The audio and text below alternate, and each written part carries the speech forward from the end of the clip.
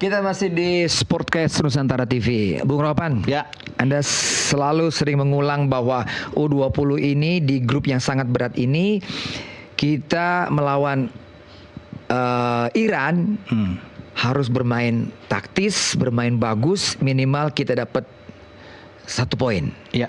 Karena itu menentukan perjalanan kita selanjutnya. Jangan kalah lah ya. Ya, jangan kalah lah. Gimana, Bung? Masih seperti itu? Saya pikir pertandingan pertama kan selalu sulit. Jadi manapun, apalagi Iran yang kita lawan Iran, boy. Secara kualitas Iran itu lebih bagus dibandingkan dengan Yordania dan Syria, boy. Ya. Dan saya juga bilang tadi, kita bermain melawan Yordania 10 pemain aja kita kalah 1-0. Melawan Syria kita kalah, kita hanya menang melawan India kan 4-0. Jadi 2 pertandingan awal itu kita nggak bisa membuat gol. Ya, lawan yang clean sheet.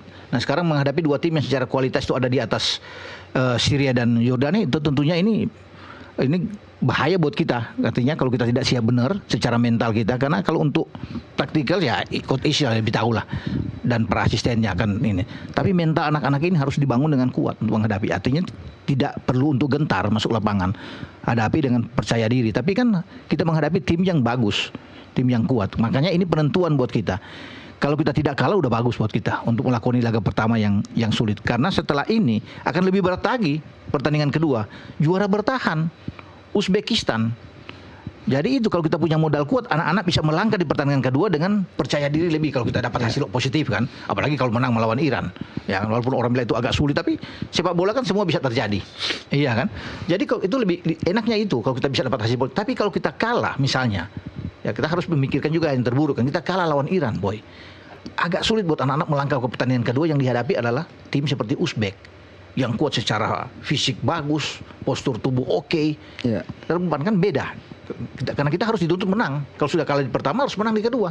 Karena penentuan dari situ, kalah lagi lawan Uzbek kan out kita. Ya. Kalau sudah 2 kali kalah di grup.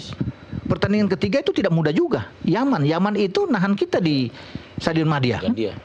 Sulit kita bisa menang. Jadi makanya saya bilang pertandingan pertama itu yang menentukan buat kita, sehingga anak-anak punya kesiapan yang luar biasa secara mental. Ya. Itu boy menurut saya untuk dibangun oleh Coach Is. Bung Yeyen, buat Anda yang pernah juga bermain di level junior, masuk dalam satu kompetisi elit seperti sekarang ini, apa yang dibutuhkan? Apa yang harus dimiliki oleh pemain-pemain muda kita? Ada 3 pemain loh yang debutan baru nih, umur masih 16 tahun. Gimana? Iya, pastinya ini pertama adalah kesempatan terbaik bagi generasi Donitri, karena Coach Indra lebih banyak memakai Donitri maupun wingback, fullback.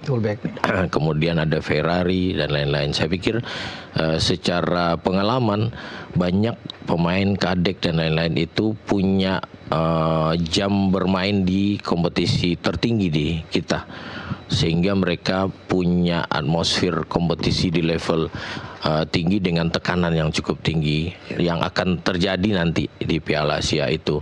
Tetapi ada juga beberapa pemain yang kalaupun dia naturalisasi atau pemain diaspora yang datang tidak dengan jam bermain yang sama dimiliki oleh pemain yang lain.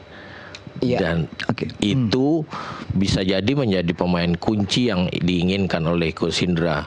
Meramu 2 komposisi ini tidak mudah memang. Tetapi di kepelatihan kita selalu berbicara ada winning team, ada successful team. Dan di poin ke-13-nya selalu bilang sepak bola selalu ada lucky, keberuntungan. Iya. Maka mau nggak mau kita bisa bilang begitu ya, lucky ya. Iya, maka Coach Indra tidak boleh menganggap timnya juga terlalu rendah, terus lawan terlalu tinggi, tidak.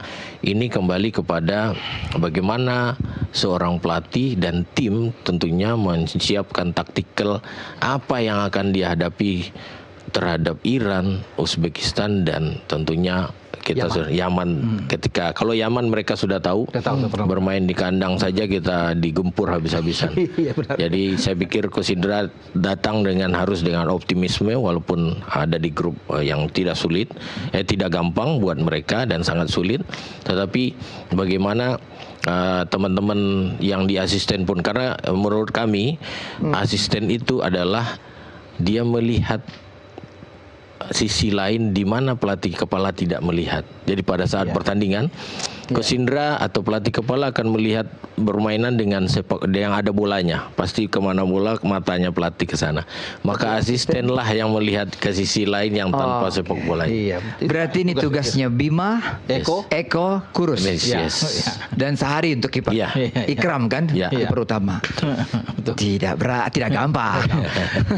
Mereka harus benar-benar fokus ya. Yes. Benar harus fokus. Bung Ropan, kalau di senior kita selalu melihat The Professor Tom Haye. Iya. Nah, di gelandang kita ini mau pakai 4-3-3 kayak mau pakai double pivot kayak Coach Indra. Nama siapa? Apakah Tony? Apakah Jardim? Arkan. Ada Arkan. yang dari Arema. Nggak ada, kan nggak masuk. Mungkin Tony yang masuk. Tony Firmansyah dari Persebaya. Iya. Tony Firmansyah Persebaya, ya akan ada sana. Kemudian kita masih punya, nggak tahu kalau Kadek lebih didorong sebagai DM ya, karena di belakang kan bisa kalau Kadek di dalam sebagai DM, berarti Tony akan lebih ke depan sedikit bersama dengan Welber Jardim. Ya. Nah, tadi Welber Jardim ya untuk akan ada di situ. Walaupun Welber tuh lebih bisa bermain juga di posisi sayap ya, di back sayap. Tapi kita kan masih punya Buffon di situ, masih punya Mufli yang akan ada di sana. Jadi kalau bicara di gelandang ya dengan Tony yang akan menjadi harapan di sana. Tony sama Welber yang akan mengatur. Nah, Tony kan kuat dalam bertahan juga. Welber yang ngatur passingnya ada di Welber untuk ngatur serangan. Memang bisa dicoba juga dengan Kadek bermain sebagai DM. Berarti di belakang Sultan Saki, Iqbal di belakang yang bisa bermain. Saya sih masih mengharapkan Mesal sebenarnya. Cuma Mesal saya nggak di bawah ya untuk bisa ada. Donitri kan bermain lebih ke kiri ya, sayap. Ke wing, jadi ke wing.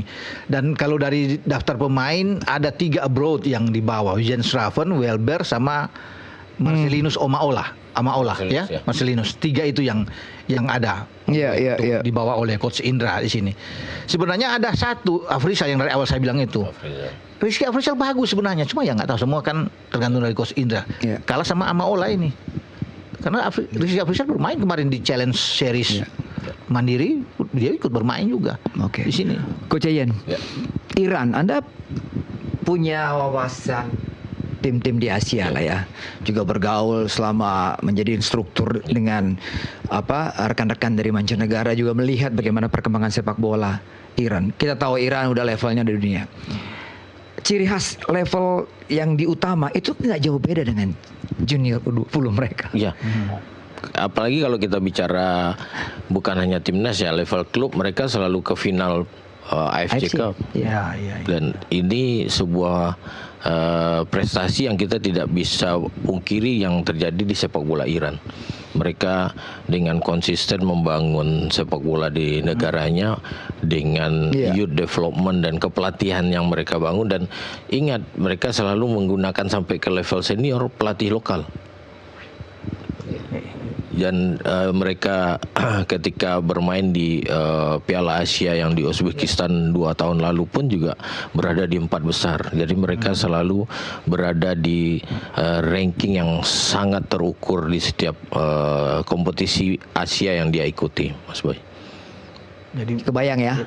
Jadi kita semua netizen juga penonton harus tahu persis kekuatan Iran itu seperti apa. Bung Ropan lihat waktu mereka menghajar Mongol 8-0. Turkmenistan 2-0. Ada nama yang saya coba perhatikan di sini, Bung Ropan ya. Saya mencatat nama striker mereka itu yang harganya udah miliaran di situ. Ya kan? Itu namanya kalau tidak salah adalah Reza Gandipur. Dan dia akan ikut nantinya ini. Dia main itu. Dan kemarin waktu lawan Turkmenistan dia buat gol dari kaki kiri dengan postur yang rata semua nih. Gimana Bang? Rata-rata pemain Iran itu ketika melakukan TC itu lebih banyak di luar, Mas Boy, sehingga mereka terbiasa dengan lawan-lawan yang cukup besar dan beradaptasi dengan taktikal tim-tim yang ada di luar. Dan ini yang banyak dilakukan oleh tim-tim Asia, terutama yang daratan Arab sana. Mereka lebih cenderung melakukan TC di Eropa atau di daerah Eropa Timur sana. Mereka menginginkan ada tekanan yang lebih sehingga membuat timnya sangat terbiasa dengan tekanan yang dari level yang tertinggi. Gaya permainan mereka itu seperti apa? Seperti benar-benar Eropa sekali atau Ya, ada unsur Asia yang menjadi ciri mereka? menurut saya dia menggabungkan unsur Eropa Timur dengan pressure yang dia lakukan. Mereka bermain dengan high pressure, kemudian dia juga mempunyai gaya Asia dengan kecepatan dan taktikal individual yang cukup baik. Ya, terlihat Bung, waktu Dia- lawan Mongol dan hampir mereka mampu melakukan soloran-soloran yang apik gitu ya. Betul, hampir semua pemain dari gelandang ke depan itu mempunyai technical ability yang sangat baik sehingga mereka bisa, kalau kita melihat permainan mereka sangat cair merotasi. Kadang pemain gelandang bisa ke sayap, striker bisa ke gelandang dan ini yang selalu mereka lakukan. Mestinya kita ketemu zaman dulu, Boy. Iya kan? Iya. Nggak bisa diatur itu, Bu. Iya, itu maksudnya. Tapi kita langsung dengan Iran nih kan. Dan 2 pertandingan itu berat buat kita loh, Iya. Coach Yen, ya. Kalau dengan nyaman kan nyaman pot 4, kita pot 3. Itu dia. Bukan maksudnya kita di grup ini. Iya, iya, di iya. undian, Mainnya jangan yang pot Iran 1 duluan ya. Jangan dengan Iran dulu lah. Udah berat, Iran sama Uzbek Iya, udah iya. berat bagi kita kan. Kita mesti perhatikan nanti kostum pemain nomor 7. Yes. Namanya Abol Vazi Maredi. Wow, Kuat juga dia, Boy. kelas. Kelas benar. Cara visinya bermainnya, pergerakannya, umpannya. Ya, tipikal pemain Iran lah ya, Ya. yang punya fisik bagus, dan bagus. juga Iya. mereka bermain kolektif tidak, Bang? Ya, tetapi ada kombinasi ya. Mungkin yang kita tahu adalah setiap tahun ada tren sepak bola dan tren yang terjadi saat sekarang adalah kecepatan transisi. Kecepatan transisi. Iya. Ini yang selalu hampir semua tim termasuk di level Eropa juga melakukan ini. Liverpool dan lain-lain pun juga melakukan kecepatan transisi dari bertahan menjadi menyerang, memanfaatkan apakah winger, striker atau gelandang. Bahkan mereka membagi tim itu dengan untuk keseimbangan pertahanan dan penyerangan. Misalnya dengan ketika dia menyerang hanya dengan 5 atau 6 pemain saja, tetapi 4 atau 5-nya menunggu di tengah untuk menunggu counter dari lawan. Jadi mereka tidak hanya menyerang tetapi mempersiapkan tim juga kena counter. Jadi bisa dibayangkan Coach Yen ya, Boy. Ini pasti pertahanan kita pasti harus siap benar-benar. Termasuk Ikram, penjaga gawang ya, menghadapi Iran ini. Karena kalau bisa melihat bagaimana mereka pasti akan lebih menyerang, akan keluar menekan habis mereka. Karena Iran juga butuh menang dalam pertandingan ini. Iya, pertandingan pertama harus menang mereka. Iran butuh menang, makanya pasti mereka akan lebih banyak untuk menekan kita. Makanya Kadek di belakang Iqbal harus siap benar-benar. Secara mental mereka harus siap dari tekanan lawan. Ini tadi menyinggung Ikram ya. Nah, mungkin lompat lagi nih ke timnas senior ini, Bung Ropan. Ya kan ada isu ataupun ada informasi bahwa kita lagi cari kiper lagi nih. Gimana, Bung? Iya, artinya kita kan sudah punya Martin Paes. Ya, kita sebenarnya kiper nggak habis lah, ada Nadeo kan, ada Hernando, Sahrul, masih banyak kan, ada Muhammad satu Riyandi ya, yang bisa bermain di sana. Tapi isu terakhir bahwa kita akan bisa mendapatkan Emil Audero yang sudah lama sebenarnya ini. Cuma saya coba cek kemarin ke PDKT atau sudah proses? belum proses, tapi akan menuju ke sini, akan ini. Karena saya coba cek ke Pak Ketua bicara kemarin tuh, tanya, ya jawabannya saya pikir oke nih. Jawabannya kita akan usahakan Emil bisa datang.